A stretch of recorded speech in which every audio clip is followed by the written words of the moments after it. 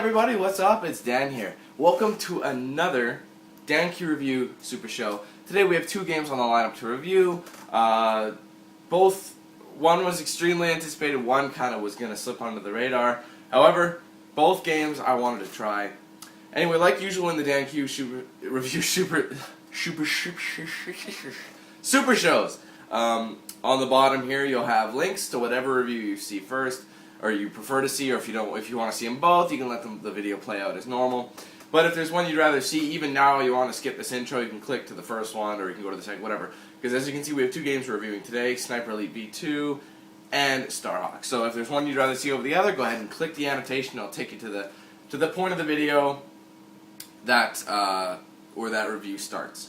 Okay, so first game on the lineup that I do want to discuss came out on the... When did it come out? Okay, this was kind of a funny release. It was supposed to come out on May 1st, but all around the world, I don't know all around the world, at least in North America, the company, like the shipping company, screwed up majorly, and none of the retail stores got a hard copy of this. However, it was available on Steam for PC as well, and people played it that way. But I got the hard copy of Sniper Elite V2. Had to get it on the 4th, which was a Friday. Very stupid. They messed up pretty badly.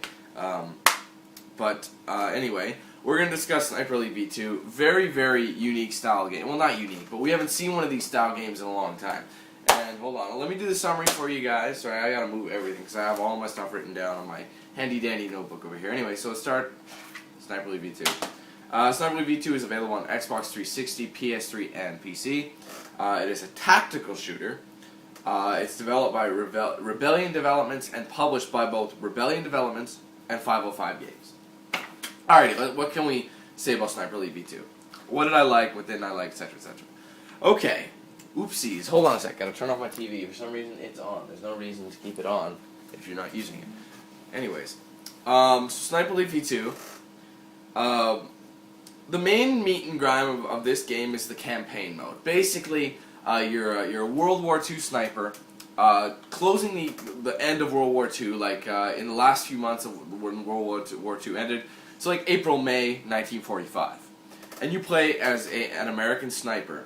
Basically, long story. I'm not gonna really spoil anything, but there's the whole thing you must stop is a V2 rocket that pretty much threatens the world once again. Okay. Okay, so how did I feel about the gameplay? That's something. The graphics don't really have any bearing on this game because they're not the best, but they're not bad. They look good to me. You know, they're just run of the mill, decent console. This generation of console game nowadays, right? So there's no need to say anything about that. But the gameplay, this is kind of a double-edged sword. This game has both sniping and it has free running, like in a way.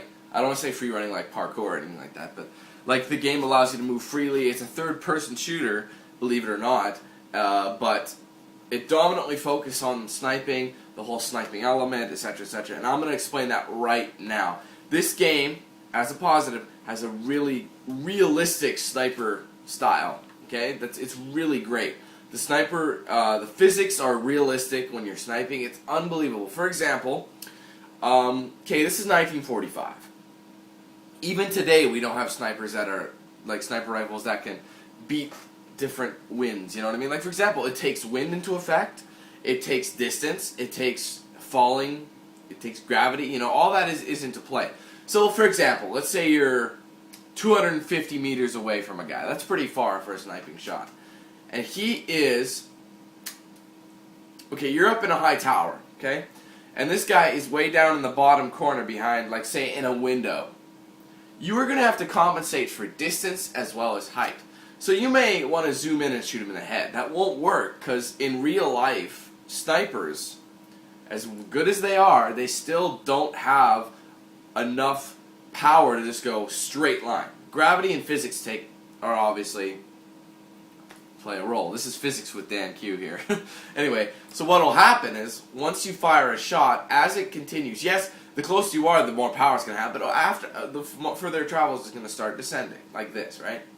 And if there's wind, it's going to affect it like this. So you could be taking a shot, you'll have to compensate. So if there's a heavy wind, and that character is that far and you're up in a tower, you're not only going to have to shoot high up in the air, well, not high up, but above his head if you want a headshot, but also a little bit to one side, depending which way the wind is going. So eventually, it would come like this, and boom, dead in the head. This game was awesome for that. It really made me feel like a legitimate sniper in World War II.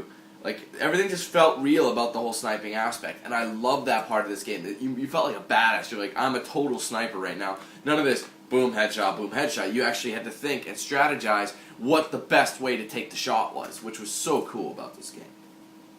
Like I said, on the other side of things, there's that running third-person perspective. I didn't like it that much because it was very unpolished. It wasn't precise. It was very loosey-goosey. For example, like the control scheme, you can have... let me just show you here. Grab my controller here. So if I were to... okay, I'm moving, right? If I do this, the guy completely goes... whoosh, whoosh, you know, depending whatever way you're turning your body, right? It's just like ridiculous. Like this, sorry, I meant this. Sorry, this one. My bad. Your body. Like you could do this, and he would be like, doom, doom, doom, doom, doom, doom, doom, doom. You know, just back and forth like that, and he would just like there would be.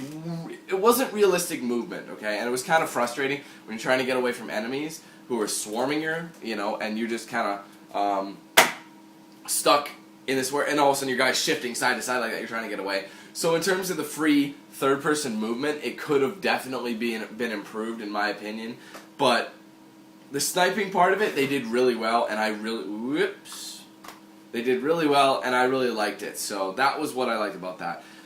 What about the campaign? The campaign's actually pretty long. It was close to 7. I don't want to say long. It's above average campaign. It was close to 7 hours for me anyway, which is pretty good. But in nowadays, anyone, you're getting gypped for all these like 4-hour campaigns, and that's all that's in the game is a campaign. You know what I mean? So you get ripped off. But this game, the length is fine. That's not a problem. The campaign. What did I think about the story? The story was actually rather entertaining. I enjoyed the story, like what you were supposed to do. You're a covert sniper. You're trying to. You're basically. You have two different forces against you. You have the Germans and the Russians. And if you don't know about the Russians, well, you don't know what the Russians were planning until the lead up to the Cold War, and that's why they are an enemy in this as well. So if you know about the Cold War and the previous events that led to the Cold War, obviously you're going to know why the Russians are an enemy. But if you don't, well, just look it up or go to school. One of those two. Anyways, it's really neat because you're kind of blending and you're kind of putting both sides against each other, even though you're the one igniting all this stuff. As weird as that sounds. But that is the way you do it. And throughout the game, though, you're trying to take down specific people who are important in whatever research. It's really quite entertaining, and I liked it. And it's something that I think everyone should at least try out. You know, this campaign is fun. You will like it. And something else I wanted to mention that I loved, I thought it was the best. They have a sort of a bullet time shot. Basically what happens is if you get a kill shot, and it's a good one, like a certain distance, certain whatever, and there are wind factors, height factors, that sort of thing.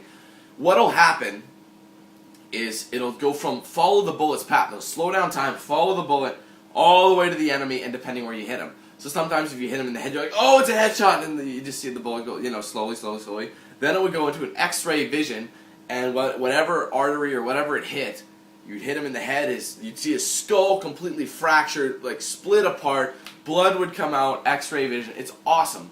And you can get various vital organ shots. Like, you can hit him in the heart, and his heart would explode. You can hit him in the lung, and his lung would just be done. You can hit him all, like, anywhere, really. You can hit him in the neck, blah, blah, blah. And it would actually show whatever major artery you're hitting, and it would puncture it, in some cases make it explode, which is one of the... I saw it myself. I never got a chance to do it in my run-through of the game. However, I've seen it, and I wish I did it. Because people are like, get a ball shot, get a ball shot.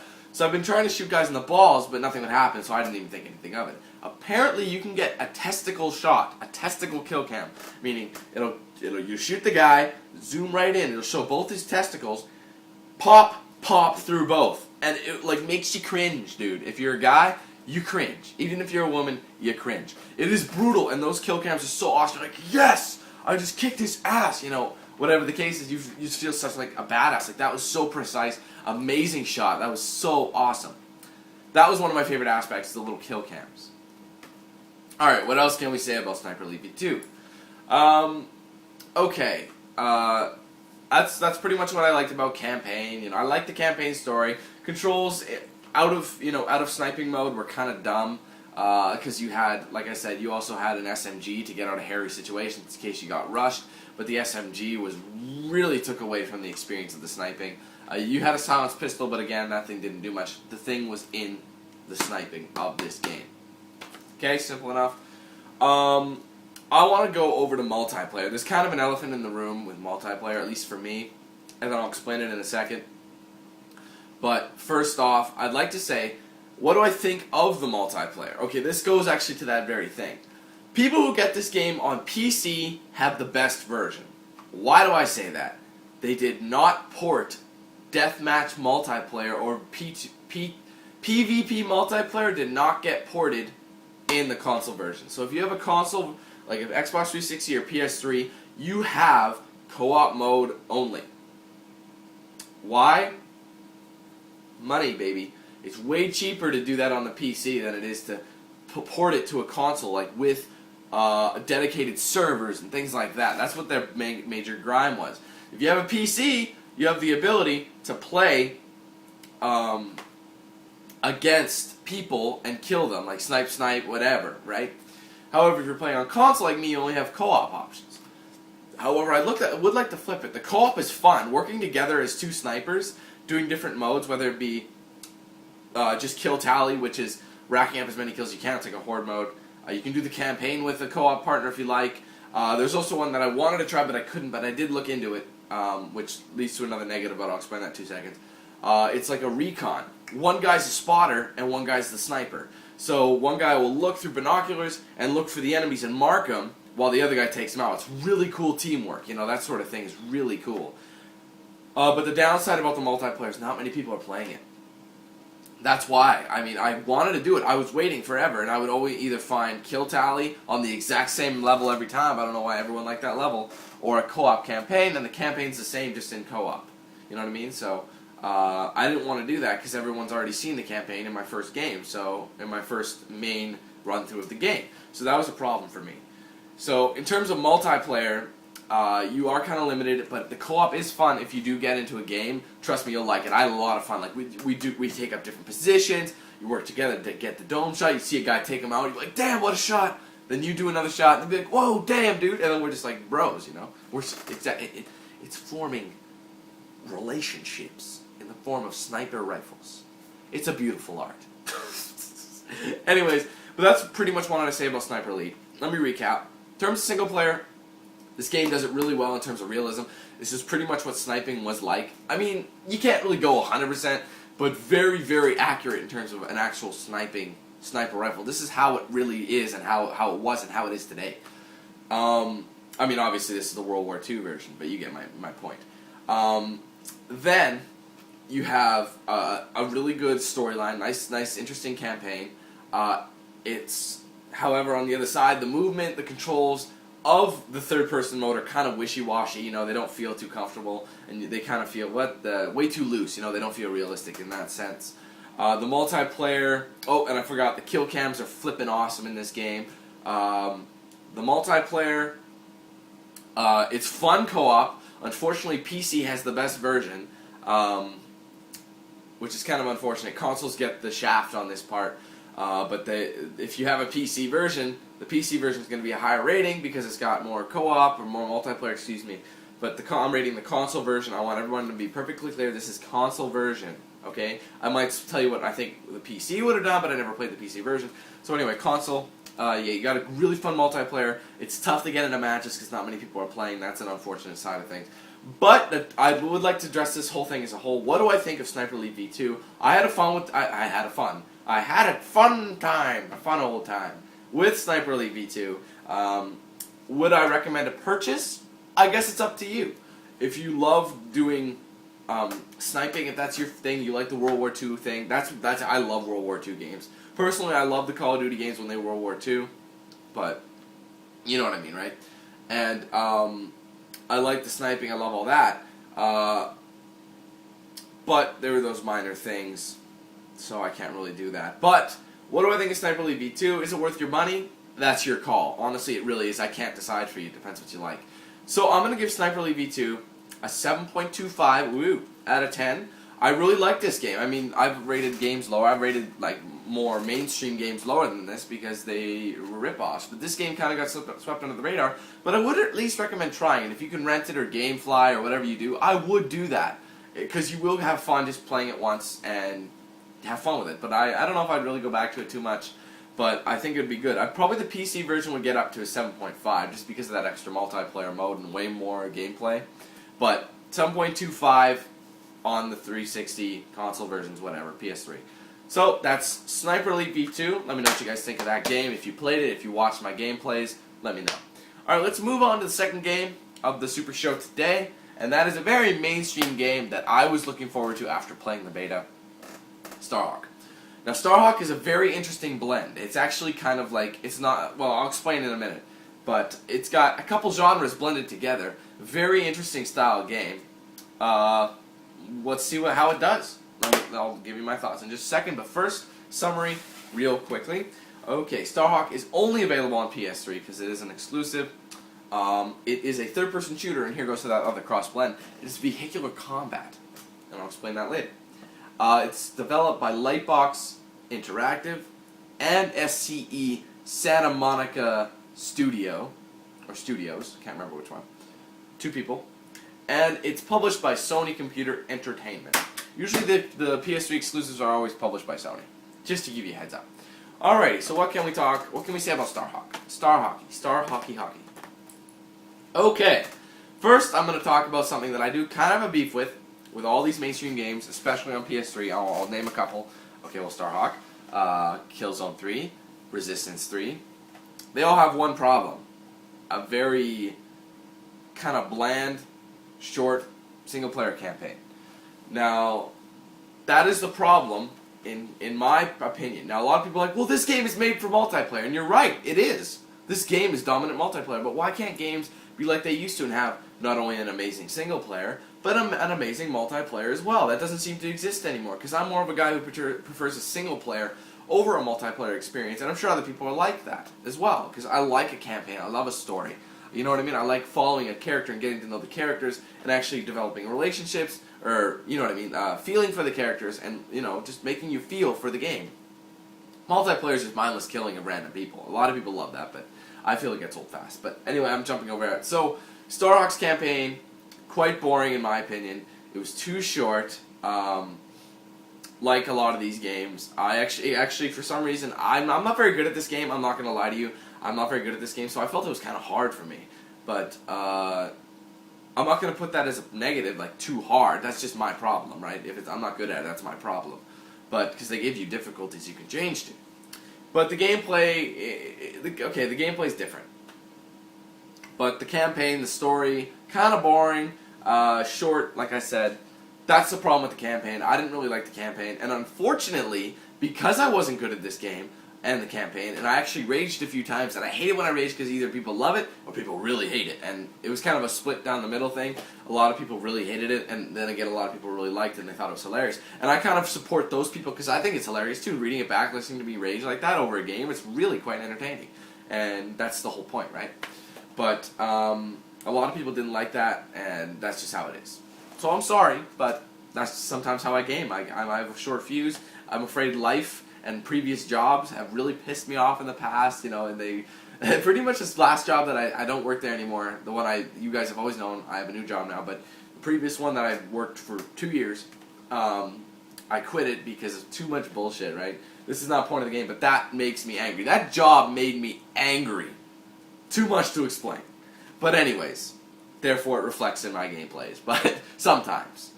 Alrighty, so the campaign was pretty short. I keep repeating this. But let's talk about gameplay. I want to explain the gameplay. The gameplay is actually rather good. It does feel comfortable. It's not overly impressive. It feels like a third-person shooter gameplay. It's relaxed. It's easy to get into, easy to jump into, and there's vehicles, you know, blah, blah, blah. So I would like to reiterate on that. The vehicles are good. There's different types of vehicles. Lots of customization, believe it or not, on anything. There's different skins. There's different vehicle skins, etc., that you can unlock. But that's more of a multiplayer thing. So I'm going to kind of go into the multiplayer now, because single player, I didn't really want to talk much about it, because it really is not special, but I didn't like it. I'm sorry, plain and simple. But I would like to talk about the multiplayer.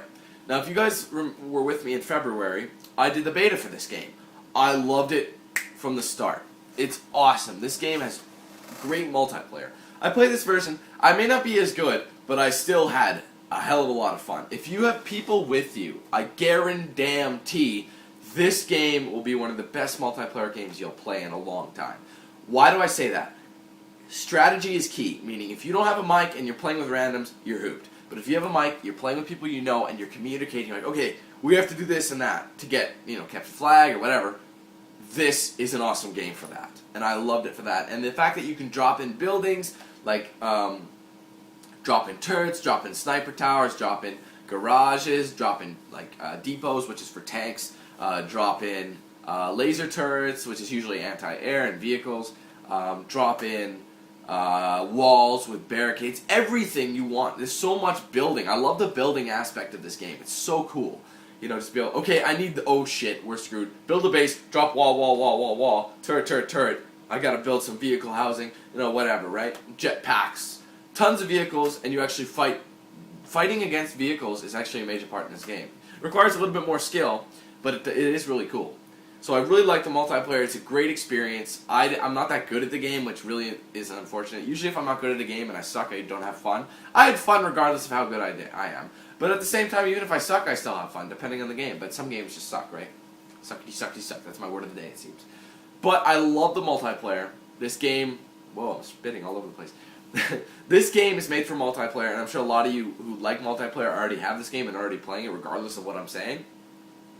But if you like this, okay, I'm going to tell you right now. If you like single player, and that's what you like to play, you don't even touch multiplayer that much, just don't even bother, trust me. But if you like a really fun multiplayer, a really good one, pick it up. You will not regret it. But if you don't give a crap about single player campaign in these type of games, you're not going to really care. But if you do, and that's what you mainly look for in a game, you're going to be disappointed, and the multiplayer is just something else to do later, right? But that's me, that's more my style, so therefore I was kind of disappointed in Starhawk. But it does have good multiplayer, so if you like playing multiplayer, I keep reiterating on that, you'll love this. So let's recap what I think about this game. Alrighty. As a negative right away, the campaign is boring and short. As a positive, the controls are easy to jump into. They're familiar. They're like a lot, but unfortunately that's the thing. They're like a lot of these type of third-person shooters or whatever. They're familiar, but they're different, right? This game's got an excellent multiplayer. I like the fact that you can drop in buildings. The building tool is really interesting. Like I said, some of the best multiplayer you'll probably play in a while. Really fun. Great variety of weapons, that sort of thing. So I was expecting more from Starhawk, to be honest with you, but I never really got what I wanted because I'm more of a single player guy, and the campaign was dull and boring. However, I'm going to rate this fairly and get rid of what my feelings would be personally, and rate it what I think it really deserves. If you compare the single player and the multiplayer, single player is part of this game, multiplayer is part of this game. The entire game is one, so you've got to rate it accordingly. Since the single player wasn't that good, but the multiplayer was really good, if the multiplayer was kind of bad, I'd probably give this game more like a 5, but it's not. The multiplayer is really good. It bumps up the score quite a bit. But I'm gonna tell you right now, Starhawk is fun, multiplayer, but the single player, it's hard not to. You know what I mean? It's hard not to give it what I really want to give it. Whoops, I'm dropping cases. But I will tell you right now, this game is not an 8. It's not a 7.5. It's not a 7.25. This game to me is a 7. Just a 7. This game's a 7 out of 10 for me. That's my thought of it. Not enough single player. Multiplayer is really good. I'm sure a lot of you... It's like people who like Call of Duty, right? They're not going to care what the campaign's about. They're going to rate it a 10 no matter what. But you got to look at all sides of this thing, right? this game was really quite crappy in single player. A lot of people were like, this game looks really boring. But multiplayer, it depends on your taste. It really does. From an all-point standpoint, this game is a 7 out of 10, in my opinion. You may not feel that way. That's your prerogative. But I would like to hear your thoughts on that. On both games we reviewed today, on both Sniper Elite and Starhawk. Let me know what you guys thought about both games. What do you think of my reviews? If I was right, if I was wrong, whatever. I'd love to hear from you. I'd like to hear... I'd love to answer your questions. If you have questions about any game or whatever, I'll answer them to the best of my ability. So that's it for this edition of DanQ Super Show. DanQ Review Super Show. I keep saying Super Show. It's a tongue twister. But let me know your thoughts. Like, comment, subscribe, favorite. It all helps out a lot. I appreciate it, guys. So thanks for watching this episode. Again, let me know what you think. I love to hear it. I like to generate discussions here. So stay tuned for the next few games to come out. And I'll see you guys next time for whatever footage is coming out. Plus more reviews, you know. I do it all. I'm a one-man sex machine YouTube star. No, I'm just kidding. But anyways, thanks, guys. I'll see you next time. Adios. Have a good one. Oh, by the way, happy Mother's Day. If there's any mothers who watch this, we love you. Thank you, mothers. Okay? Adios, guys. I crack myself up.